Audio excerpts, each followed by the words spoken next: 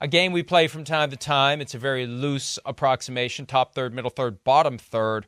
Where do we project the Bears' offense to be? And we will be recording this and playing it back the Monday after the regular season ends to see who was right and who was wrong. Unless you were right and I was wrong, then in that case, it will never see the light of day again.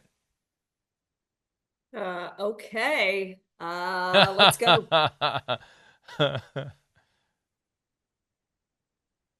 Where do you Pat, where do got? we Who do you start? got? Top third, middle third, bottom third. Chicago Bears offense. Where do you see it being?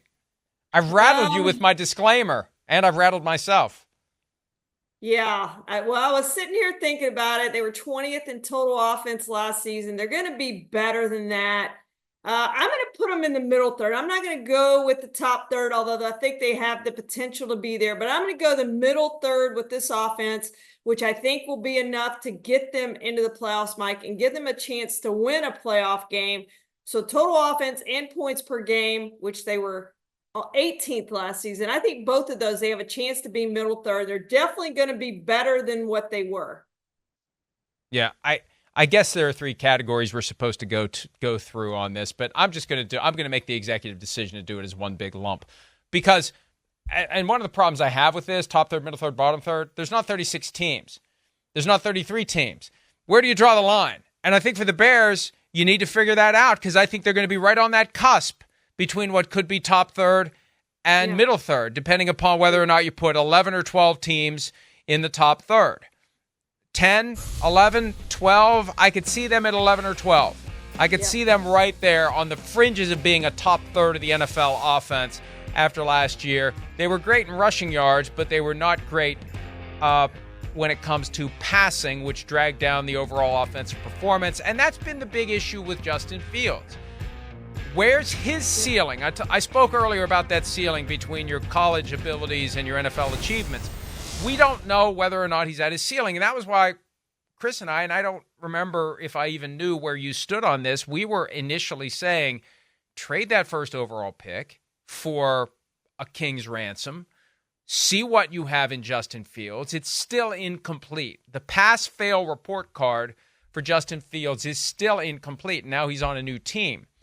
But that was our initial thought until Chris started doing the deep dive on the Caleb Williams film, and we met with Caleb Williams, and it's like, okay, forget that. Bye, Justin.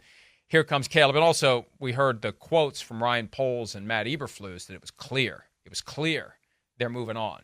They're trading Fields, and they're taking Williams. But so that dynamic without the passing game is what kept them out of what would have been top third.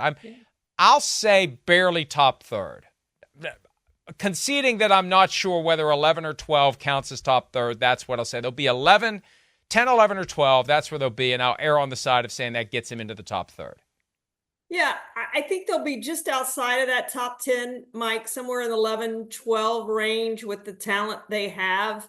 I don't see how they can be in the bottom third. I just don't think that's possible with, even if Caleb Williams isn't CJ Stroud, I still think there's so many weapons there that they're still going to be in that middle third, 11, 12, 13, somewhere in there. And they're still going to be good enough on offense to get them in the postseason. That's what I think. I think this is a playoff team.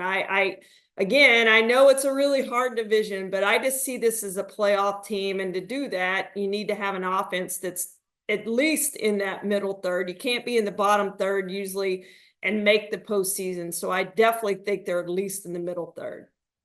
We'll find out early, with the quarterbacks who come into the NFL as rookies and thrive right away, it tends to happen right away, which is kind of the point. But if you're going to thrive in your rookie season, let me revise it a little bit so it actually makes sense. If you're going to thrive in your rookie season, it happens early. If anything, it happens early, then they get enough film to start figuring you out, and that's when you hit your wall.